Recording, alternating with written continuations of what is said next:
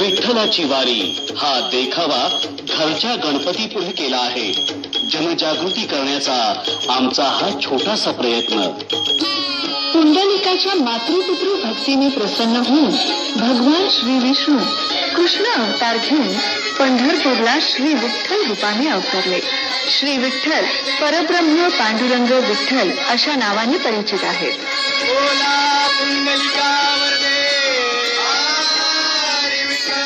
विठ्ठल म्हणजे अतिसुंदर, अज्ञान दूर करणारा, आणि तो ब्रह्मा, विष्णू आणि शंकर या तिन्ही स्वरूपात एकत्र आहे तो विठ्ठल होय. पंढरपूर क्षेत्र महाराष्ट्र आणि कर्नाटक या प्रांताच्या सीमेवर असल्याने या स्वयंभू मूर्तीला काही जण कर्नाटकी, कानडा असेही म्हणतात.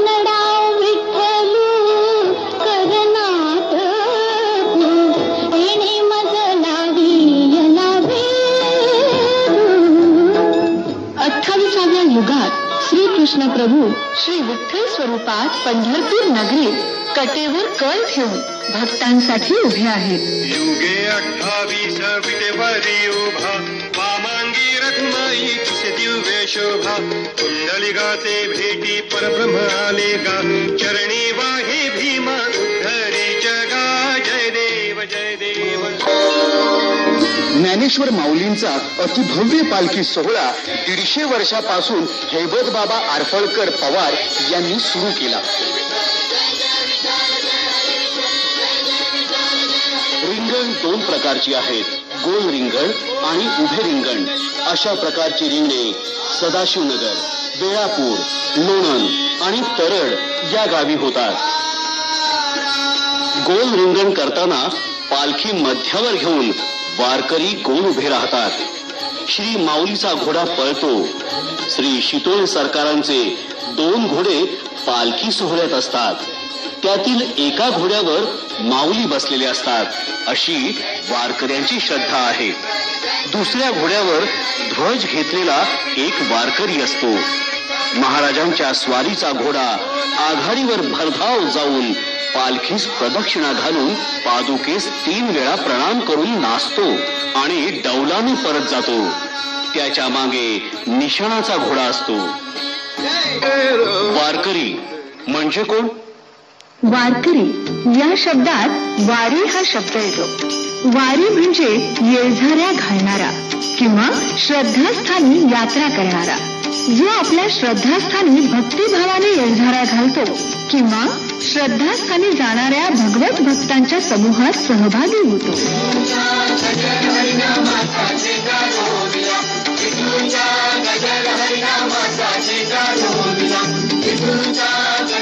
काम, क्रोध, मद, मत्सर, लोभ, अहंकार, स्वार्थ, मीपणा या षड ऋतूंवर वार करतो, मात करतो.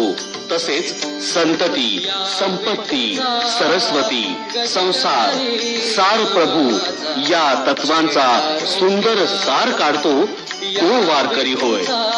खांद्यावर पडशी, भगवी पताका, डोक्याला फेटा किंवा टोपी, गळ्यात विणा आणि उपरणे, हातात 2 टाळ, धोतर आणि बाराबंदी घातलेला म्हणजे वारकरी होय. या संतांचा मेळा गोपाळांचा. वारकरी तुळशीची माळ का घालतो? तुळशीच्या लाकडामध्ये थायमल नावाचे जंतुनाशक द्रव्य आहे. स्नान करताना तुळशीच्या माळेवर पडलेल्या पाण्यातून थायमल त्वचेवरून वाहते व त्वचा रोगमुक्त होते. अशी ही गुणकारी पवित्र तुळस होय. पालखी सोहळ्यामध्ये अभक्ष्य भक्षण करू नये. धूम्रपान, तंबाखू, चुना, सिगारेट, चिलीम, तंबाखू सेवन निषिद्ध. परस्त्री माती समान आणि इतर स्त्रिया रुक्मिणी समान. मादक पदार्थ आणि दारू विष समान. वारकरी वरील सर्व गोष्टींचा त्याग करतो.